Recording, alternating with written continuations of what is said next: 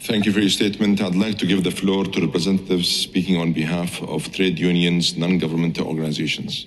You have the floor.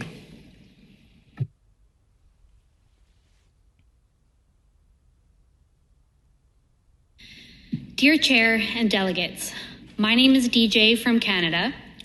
I'm Dan from Australia. We speak on behalf of the global trade union movement.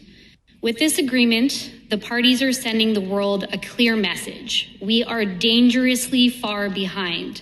There is an enormous amount of work to do, and we still haven't committed to actually doing it. The how remains unclear. First, on the global stocktake, trade unions are calling for a just transition away from fossil fuels, and we are glad to see this imperative finally reflected in the text. But the text also includes, as referenced by many parties, many loopholes that do not inspire confidence that the parties will do what is necessary in the best interests of workers and all people. The GST acknowledges that a huge ambition gap exists to reach our 1.5-degree goal, and then it refuses to actually fill it. It's a similar story with climate finance. The final agreement acknowledges that a huge ambition gap exists, but again, it fails to fill it. Despite progress on the loss and damage fund, we are still nowhere near mobilizing the level of finance urgently needed by developing countries, especially on adaptation. Looking to COP29, our labor demands need to be integrated in the climate financing through the NCQG. Finally, on just transition. For the first time in the UNFCCC process, the Just Transition Work Program has firmly established the recognition of labor rights, and social protection has been included under adaptation.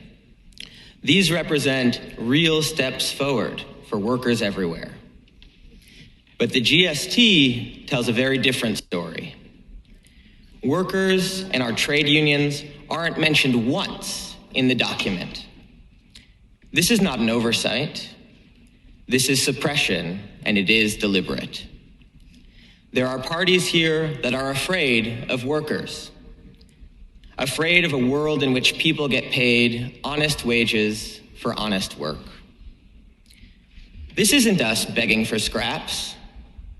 You need us to negotiate effective climate solutions, but also to do the actual work. Who do you think is going to build the solar panels and the wind farms and the public transit systems? Who do you think is going to care for the sick and wounded after the fires and the floods? Without the active participation of all workers, the transition will not work. Billions of people across the world are workers. The International Trade Union Confederation officially represents 200 million of us in both the formal and informal economies in 165 countries.